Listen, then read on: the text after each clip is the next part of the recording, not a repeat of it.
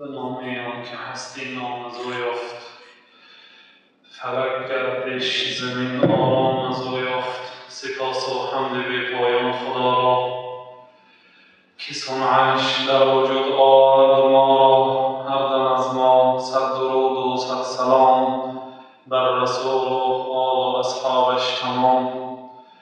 در صحبت گذشته همراه شما پیرامون مسئله توکل به الله سبحانه و تعالی صحبت داشتیم. محتوای صحبت امروزی ما ادامه آن صحبت است که در صحبت گذشته بیان کردیم که توکل کردن به الله سبحانه و تعالی فریضه از جانب فرضها بر ذمه مردم است و علی الله فتوکلوا ان کنتم مؤمنین. و الله تعالی توکل کنید اگر مؤمن و مسلمان باشید.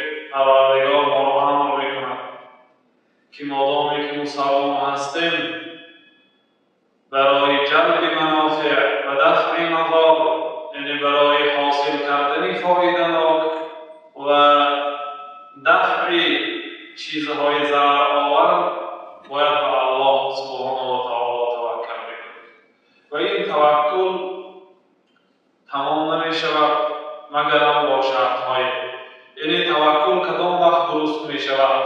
حالت‌های می شود یا بعض شخصیت‌های است که توکل از آنها قبول کرده نمی شود و یا خود توکل آنها نادرست است. اولین این معرفت پروردگار و صفاتش. کدام آدمی که خدا را نمی‌شناسد چگونه به خدا توکل می‌کند؟ چگونه به خدا تکیه می‌کند؟ آدمی خدا را نمی‌شناسد، صفات‌های پروردگار را نمی‌داند، و قدرت پروردگار ایمان ندارد یا اینکه نمی‌داند و کفایت پروردگار، یعنی پروردگار کسی اگر به الله تعالی توکل کند خودش کفایه است در کلام. کفایت پروردگار را نمی‌داند و زنده بودن و قائم بودن خدا را نمی‌داند. خدا میگوید که لا یأخذه سینة ولا نوم. خدا را نه غم فرا گیرد نه خواب فرا گیرد. پروردگار را خواب نمی‌رود، خدا را غلبه نمی‌کند و همیشه قائم و بیدار است. این صفت‌ها را نداند از کجا به الله تعالی توکل می‌کند؟ بنابراین اولین درجه‌ای که بنده در توکل قدم می‌گذارد این به قول استاد ما لا یصح التوکل ولا یتصور من فیلسوف. این اولین قدم گذاشتن به مرتبه توکل این خداشناسی است. خدا را نشناسید، عظمت خدا، بزرگی خدا، صفات‌های علم خدا، قدرت خدا را اگر نداند از کجا به الله تعالی توکل می‌کند؟ بنابراین هیچگاه توکل تصور کرده نمی‌شود از شخص فیلسوفی که به قدرت پروردگار قائل نیست. میگوید پروردگار قدرت ندارد. این گونه انسان نمی‌تواند به الله تعالی توکل بکند. اینها اعتقاد می‌کنند که در ملک پروردگار آن چیزی که خدا نمی‌خواهد می‌شود. این گونه اعتقاد دارند. هر چیزی که در این دنیا می‌شود با خواست خدا می‌شود. هر چیزی که خدا نخواست نمی‌شود. اونها قدریه‌ها و مانند اونها اعتقاد می‌کنند که در ملک خدا آن چیزی که خدا نمی‌خواهد می‌شود. بعضی چیزهای خدا می‌خواهد نمی‌شود، بعضی چیزهای خدا نمی‌خواهد می‌شود. اعتقاد می‌کنند. این نفی قدرت خدا است، انکار کردن قدرت خدا است. این گونه معتقدها چون این شخصیت‌هایی که به این اعتقادها ایمان دارند و باور دارند توکل اینها درست نیست. چون اینها از قدرت را از خدا انکار کردند. خدا قدرت ندارد. چگونه به آن ذاتی که قدرت ندارد توکل می‌کند؟ بنابراین یکمین مرتبه و شرط در توکل شناختن پروردگار. ذاتی که شما برای خود وکیل گرفتید و تکیه به او می‌کنید و کارهای خود به او می‌سپارید، شما شناسید که او کی است. بنابراین درجه دوم در مقام توکل اثبات الاسباب و المسببات، فإن من نفاها فتوکله مدفوع. اثبات کردن سبب و مسببات. سبب آن چیزی که به سبب آن چیز مسبب پیدا میشه، یعنی چیزی درخواست شما. مثلا سبب نکاح کردن مسبب فرزنددار شدن، یعنی این چیزهای باید اعتقاد کنند. سبب و مسببه. اگر مثلا کدام شخصیتی که اثبات نکند، یعنی سبب و مسبب را اثبات نکند، این توکل او مدفوع بها، توکل او ناقص است. این مانند گفتن آن آدمی که فإن لم یأتی بالسبب امتنع المسبب، سبب اجرا نکند مسبب نمیشود. مثلا نکاح نکند، خفت و خواب نکند، کودک نمیشود. گفتم و بیان کردم. و این چنین یا آدمی که اراده حج کرده است، میخواهد سفری خانه خدا دارد، لیکن در خانه تصمیم میشنم و مرکب برآمده سوار نمیشوم و سفر نمیبرم، جای شیرمند توکل به خدا و خانه خدا میرم. این هم انکار سبب است. انکار سبب. وقتی که سببی که انکار کرده مسبب حاصل نمیشود، در جای خوب نشسته سفر به سوی حج نیت کردن و توکل به خدا کردن، این توکلی که توکل گفته نمیشود، مدفوع بها، کمبودی دارد، بی سبب، نادرست است. این خیلی آدم‌ها هم هست، شما شاید حیران میشید، لیکن هست که علماها در کتاب‌ها ذکر کردن، اول خصوص از بعض مسلمان‌های بی‌سواد. فالتوکل من اعظم الاسباب التي يحصل بها المطلوب. شما یک چیز طلبگاه هستید، خواه طلب علم است، خواه طلب مال است، خواه طلب فرزند است، خواه طلب خانه هست، اون چیز مطلوب میشه، چیزی که شما طلب میکنید. میگوید که توکل به الله تعالی بزرگترین سبب در حاصل کردن مطلوب. برای آوردن، جمع کردن اون چیزی که شما میخواهید، برای حاصل شدن و دریافت کردن اون چیز سبب‌های زیاد هست. بزرگترین اون سبب‌ها توکل است. توکل در مواقع خوب سبب هم میشود. درجه سوم رسوخ القلب فی مقام التوحید، توحید التوکل. قلب بنده باید در مسئله توحید، در مسئله خداشناسی مستحکم باشد. در خداشناسی بنده شرک نباشد. بسیار مسلمان‌های ما و دیگر کشورها مسلمانی آنها خلل و نقص دارد. علاوه خصوص خداپرستی آنها به الله تعالی ایمان دارد، خانه خدا را زیارت کرده است، ریش ماندگی هست، نماز میخواند، ولی اعتقاد شرکی دارد، اعتقاد کفری دارد، اعتقاد به کوز مالچاق و اعتقاد به تحقیق اسب و اعتقاد به خارهایی که چشم مردم دارد. این آدم توکلش نادرست است. این آدم نمیتونه توکل به خدا کنه، چون خدا را نمیشناسد. آن کارهایی که غیر از دست خدا از دیگر کس نمیآید، به غیر خدا تکیه دارد، از غیر خدا امید دارد، از بابای دیوانه، از حضرت خضر دعا طلب میکند، از مرده ها امید دارد، از مرده ها یاری میپرسد. در زیارت قبرستان و زیارت مزار و قبرستان را از زیارت مساجد افضل میداند. قبرستان را بزرگ میشمارد از بزرگ شماریدنش نسبت مسجد که خانه خدا است و جای عبادت است. قبرستان جای مزار است، جای زیارتگاه است، جای عبرت است. پروردگارا اینها از ما پیشتر رفتند، ما از بعد اینها از آثار اینها قدم میگذاریم. بعد اینها دیری میگذاشته ما نیز به نزد اینها میرویم. فرحمنا ورحمهم، ما و آنها را رحم کن. ما باید دعا کنیم در حق مرده ها. وقتی که به زیارت قبرستان میروید السلام علیکم دیار اهل المؤمنین انا ان شاء الله بكم لاحقون. سلام علیکم دیار مؤمنین ها، دیری میگذاشته ما به نزد شما میآییم. یرحمنا و یرحمکم الله. الله تعالی ما را و شما را رحم کن. اول ما رحم. این قدر سخیه که بیماری غیری نشوید، سخی با مال کس میکنیم. خداشون دعا نمیکنه و دیگرهای دعا میکنه. کریم بمال غیری، کریم است با مال دیگر است، سخی هست با مال دیگر است. یرحمنا و یرحمکم الله. پیغمبر خدا فرمود که الله تعالی ما را رحم کند و شما را رحم کند. همیشه انسان اول در حق خودش، ثانی در حق دیگرها دعا میکنه، موافق تعلیمات پیغمبر صلی الله علیه و سلم، نه موافق تعلیمات مردم. ما باید کار کنیم. اول قوتی در خطرش ما باید کنیم. غلط است، خلاف سنت است. یرحمنا و یرحمکم، ما رحم کن، شما هم رحم کند خدا. همون. بنابراین ما در حق آنها دعا میکنیم، آنها از ما بهره میبرند.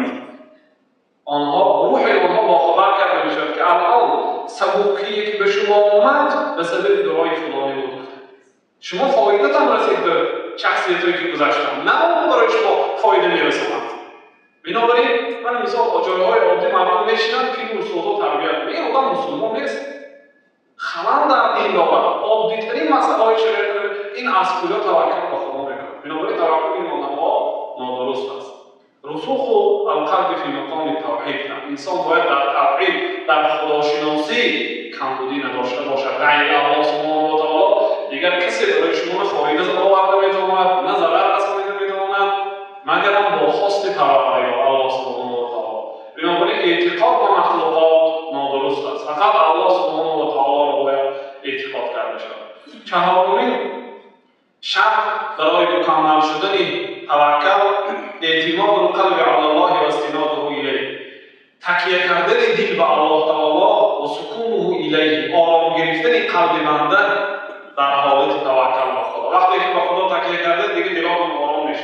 لا یبقی فی اضطراب من تشویش، دیگه دلهاش نلرزد، خواطر نشود. اگر همین مرتبه رسد توکلی درست است. وقتی که توکل به خدا کرد، کسی که صحبتی گذشته، این صحبتی مشکل است واقعا، موضوع مهم که است، موضوع مشکل است. درس اگر مشکل بود تنبل را خواب آورد.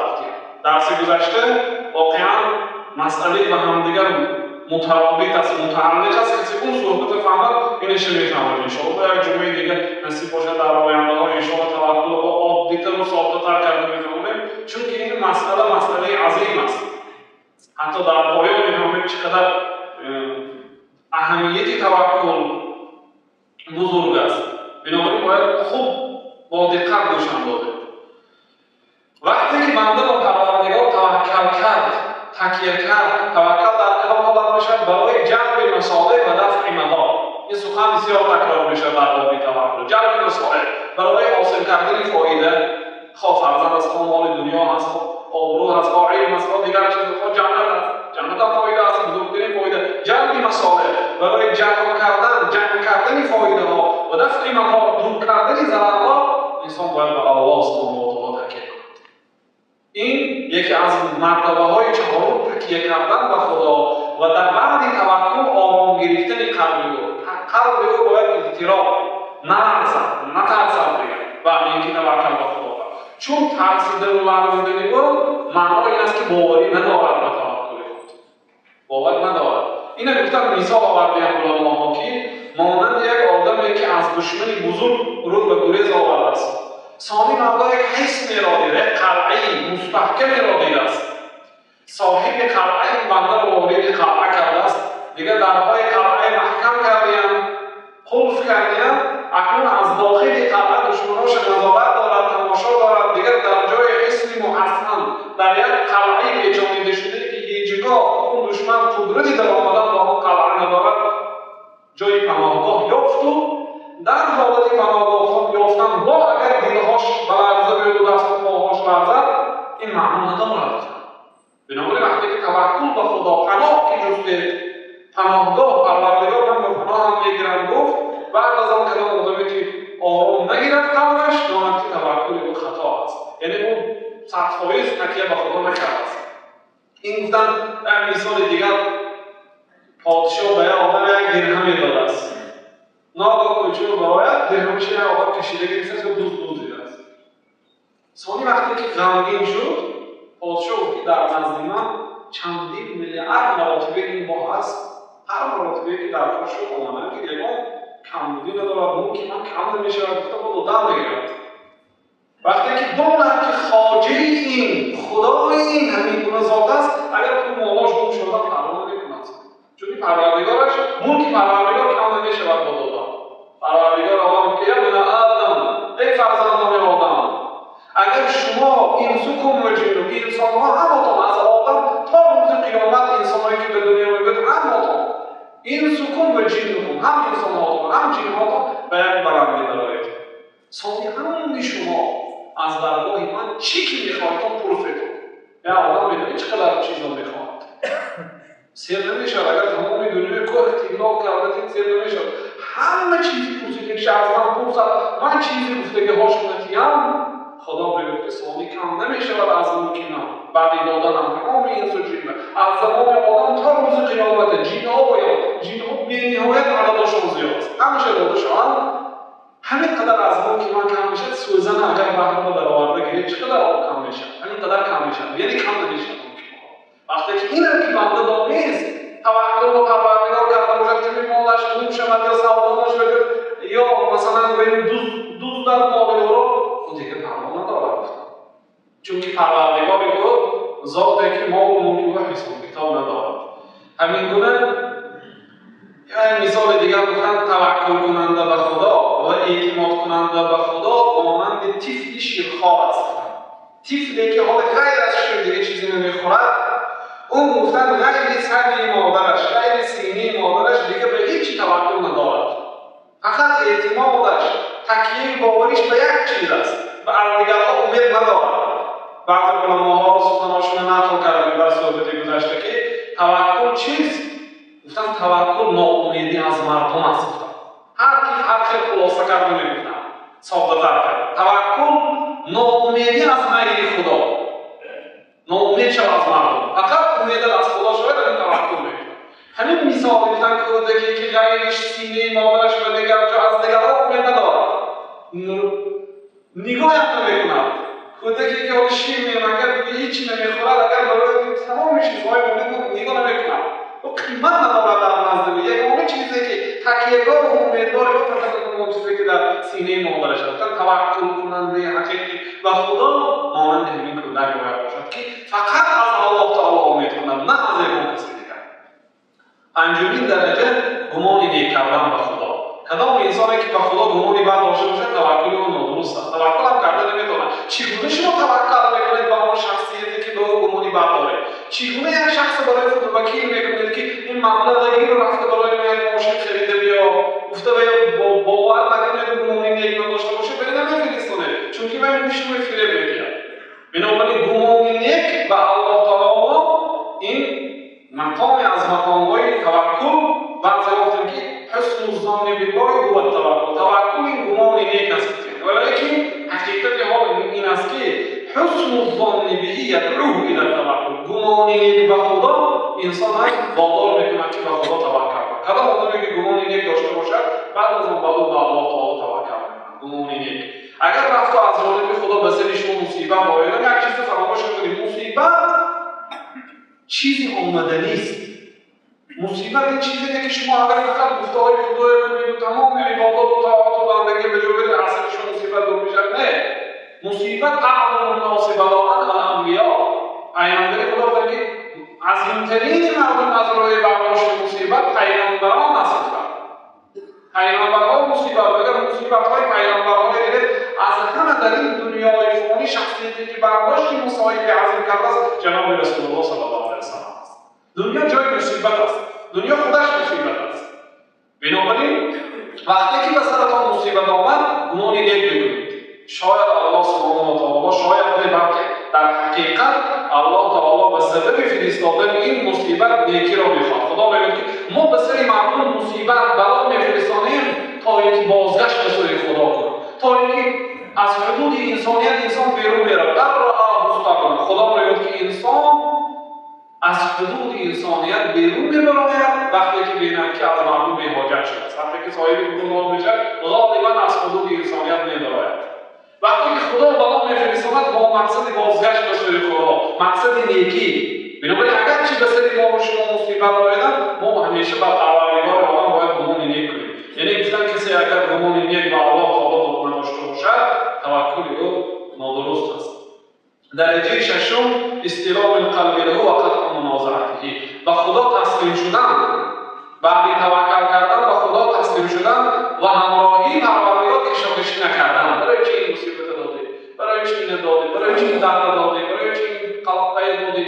یعنی شکایت، یعنی از پروردگار ناراضگی بیان نکنه، تسلیم شود با اون چیزی که خدا نصیب کرد. چون که پیامبر علیه السلام فرمود عجبا لامر المؤمن ان امره كله له خیر و لیس ذلك لاحد الا للمؤمن. عجب تعجب میکنم با امر مؤمن گفتم، چون که همه کارهای شخص مؤمن به فایده مؤمن است و لیس ذلك لاحد الا للمؤمن. این گفتن برای شخص مؤمن و دیگر کس دیده نمیشه که همه کاراش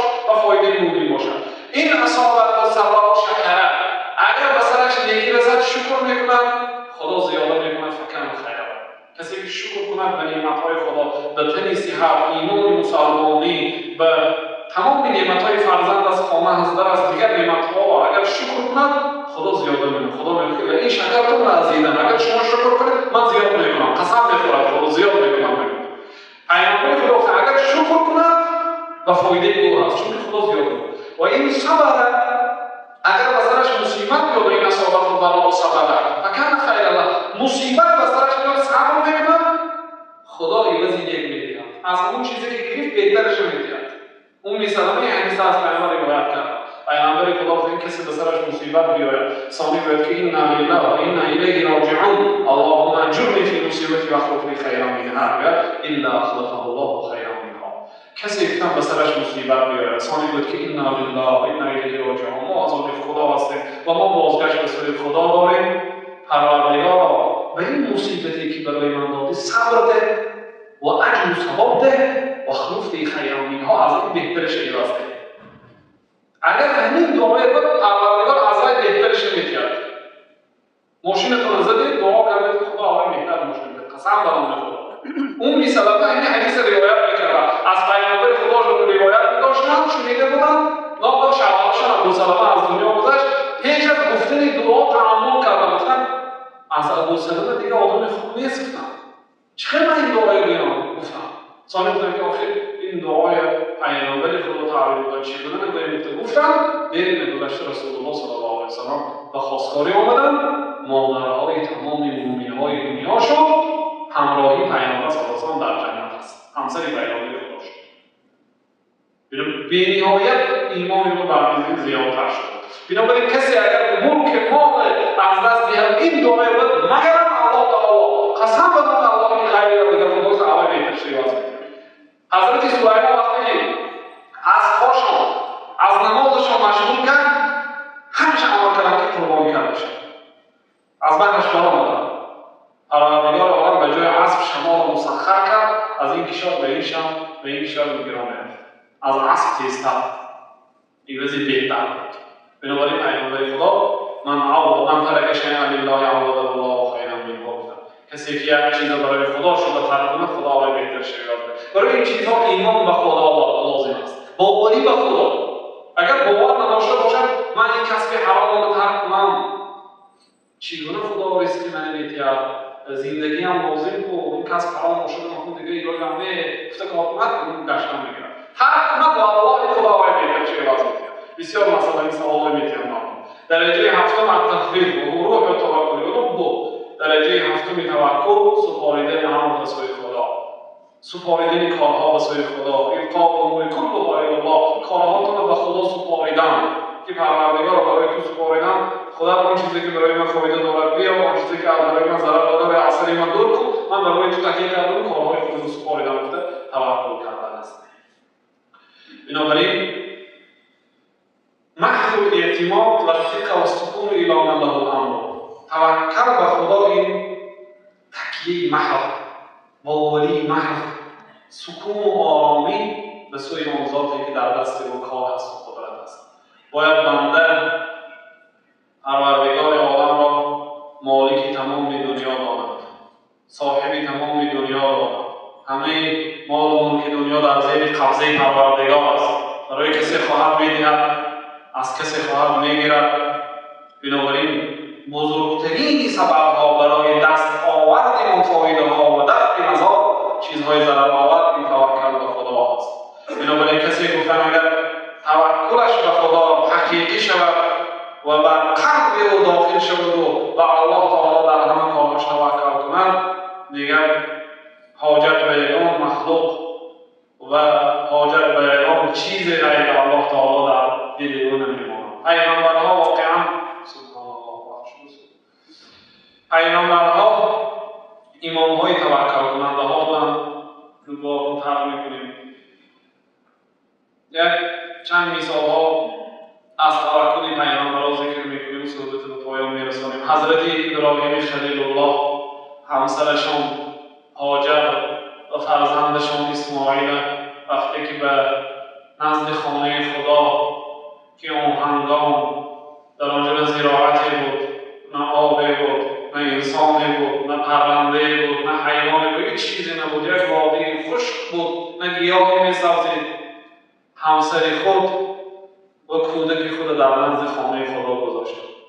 ثانی توکل به خدا کرد.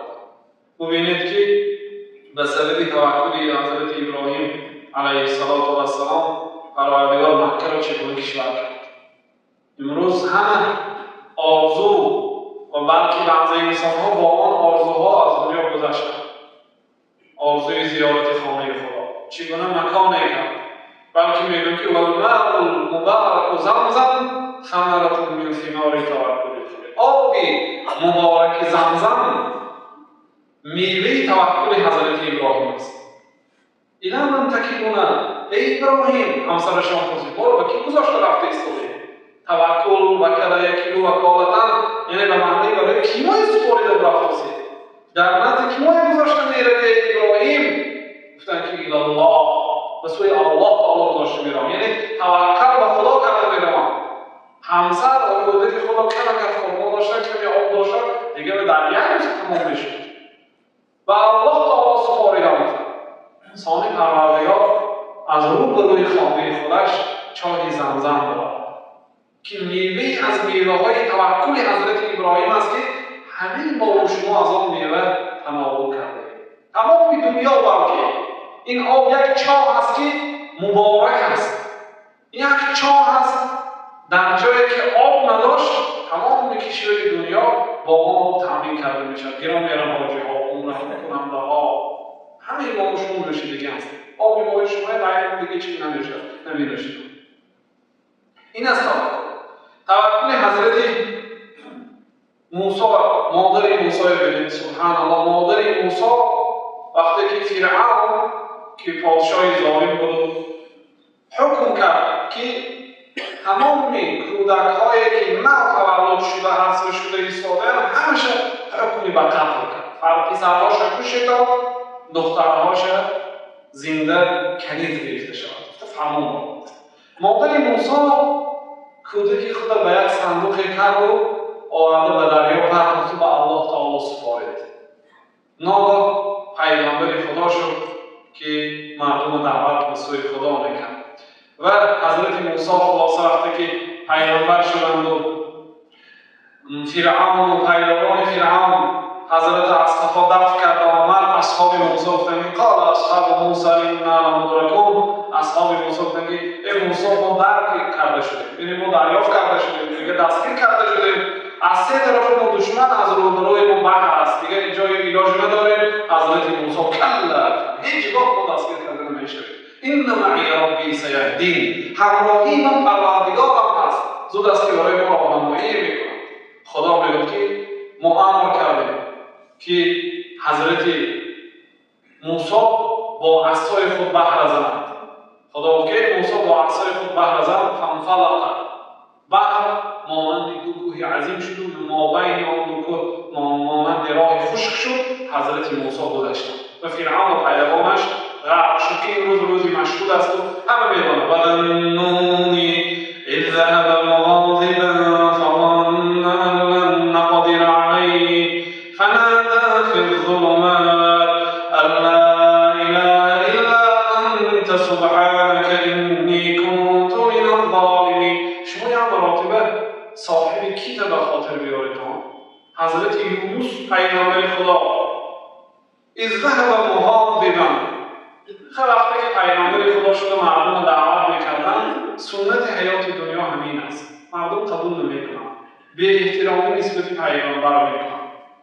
ثانی اون کس غضب کردن، قاعده من اینها برای راست دعوت کنم، با اون کاری که به فایده اینها دعوت کنم، اون کاری که برای اینها ضرر داره اون کار نکنید، گویم اینها با نسبت من ضرر و اذیت میکنن. مغاضبا غضب کردن، به اجازت خدا به کشتی نشست، ترک کشور کرد. مغاضبا فظن الله، گمان کرد حضرت یونس که ان نقدر علیه، ما باید قادر نیستیم. گویا از خدا گرفتن حضرت یونس علیه السلام. خدا همین گونه کرد که طوفان فرستانید، دیگه کشتی چپه شد، حضرت یونس کیت فرو برد. کیت فرو برد و به قعر اقیانوس رفت. شبانه بود. در تاریکی شب، در تاریکی قعر اقیانوس، در تاریکی شکم ماهی دعا کردم لا اله الا انت، غیر تو دیگر خدای برحق نیست. پروردگار سبحانک، تو بی عیب و نقصانی، عیب و نقصان کمبودی نداری، صاحبی تمام صفتهای عالی و کمالی. اینی کنت من الظالمین، من از جمله ظالم‌ها شدم. خدا چه گفت؟ فنجیناه، ما نجات دادیم. کی تعامل کرد؟ خدا برآورده قای کرد بیرون. حضرت یونس بیرون آمد. تمام این موهاشون و پاشهاشون و ریشهاشون همه‌اش بیرون رفت. کوچک و ماندی بوده که نوزاد به دنیا آمدنش. سال خداوند بگشت نوری داد. خلاص خدا گفت که فنجیناه، ما یونس رو نجات دادیم. خیلی گفتم ممکن که خیلی این دعاها برای پیامبرها، این تکیه و اعتماد و توکل از جانب پیامبرها واقعا آنهای خدا دستگیری می‌کنه. خدا چی گفت؟ فنجیناه و کذلک ننجی المؤمنین، ما نجات دادیم، همین گونه مومن‌ها را هم نجات بدیم. بنابراین حضرت بعض علماها و استادان ممکن کسی که 7 مراتب دعای یونس رو بگوید الله تعالی اجابت می‌کند. خلاص موضوع توکل واقعا موضوع مهم و عظیمی هست. باید انسان همیشه به پروردگار عالم توکل داشته باشد و قول حضرت فضیل لو یئست من الخلق حتی لا ترید منه شیئا لأعطاک مولاک ما ترید. حضرت فضیل ابن عیاض عابد الحرمین می‌گوید قسم به نام الله، اگر از تمام خلق ناامید شوید، حتی از آنها چیزی امیدوار نباشید، پروردگارت برای تو چیزی که میخواهد میخواهی میدهد. حضرت سعدی میگوید که به نان خشک قناعت کنیم و جامعه درد، کبار مهنت خود به کبار مهنت خلق. مثلا نان خشک و قناعت میکنیم، لباس دلیلی و لباس عادی و قناعت میکنیم و بار مهنت خلق نداریم. برداشت که مهنت خلق نداریم. از آدم‌ها پرسیدن اگر دهد منت هست، ندهد ذلت و خواری هست، نام مفضول و آبرویم ریخت، بینوایی به از مذلت خواست. نام داره که آبرو ریزا کنم، منبه ها همین گونه هست. بنابراین باید بنده واقعا توکل حقیقی به الله سبحانه و تعالی داشته باشد و به سببها اعتماد نداشته باشد. سبب گیرد ولی به سبب اعتماد نکنه، چون که چندین انسان‌هایی که به سبب اعتماد کردن، خود فرعون، ببینید فرعون وقتی که گفته شد که زوال ملک تو در دست یک کودک نوزاد در بنی اسرائیل گفته شد، ملک تو، پادشاهی تو در دست یک کودکی که نو به دنیا آمد از فرزندان بنی اسرائیل. فرعون سبب گرفت، او خیلی به خدا که ایمان ندارد، توکل ندارد، سبب گرفت امر کرد تمام فرزندهای نوتولد شده پسرهاش به قتل رسید. موسی وقتی که مادرش به صندوق تابوت انداخت و به دریا پرداخت، دریای نیل به واسطه خانه فرعون جاری میشد. وقتی که همسر فرعون آسیه در روی حمله بود، ناگاه صندوقی را دید که در دریا آماده شده است، گرفت و کشاف که در داخلش یک کودک است. گفت قرة عین، این نوری چشم است، اینه گیریم کلام کنیم، آخر ما فرزند نداریم، شاید از فایده بیاد برای خود فرزند گیریم. اونها فراموش کردن که این کی است، در خانه خود به واقع رسانیدند. ما شخص همه به قتل رسانید، کودکای نوزاد بیگناه. لیکن موسی که همون کودکی که زبان ملک فرعون در دست موسی بود، در خانه خودش تربیت با وقتی که هر یک زنه که برای اجاره می‌آوردن که شیر دهد، حضرت موسی قبول نمی‌کرد. سال خواهر موسی آمد گفت من یه زن می‌دارم که انشاءالله شیر قبول می‌کنم. گفت مادر موسی وقتی که آوردن اجاره می‌دادن، هر روز برای مادر موسی برای شیر دادنش به موسی فرعون اجاره می‌داد، پول می‌داد. مادر موسی عوض کودکش می‌دید، خاطرش جمع بود و در خانه پادشاه حضرت موسی به واقع رسیدن. بنابراین حضرت مولانا میگن در می‌بست و دشمنم در خانه بود، در ببست و دشمنم در خانه بود. در محکم بوده که دشمن در خانه بود، سبب گرفت و توکل به خدا نکرد. بنابراین سبب بفایده از مردم ما، بعضی مردم‌های بعضی دنیا سبب نمی‌کنند، گدایی می‌کنند. مردم ما الحمدلله این خیلی مدنیتی پست ندارد، گدایی نمی‌کنند، لیکن اعتماد کلی فقط به سبب و به خدا ندارد. زمستان‌های ذخیره می‌کند، فقط جمع کردن ما که آورد و خدا ایمان ندارد، تکیه ندارد، باوری ندارد به خدا. بنابراین سبب تکیه کردن به سبب این نادرست است.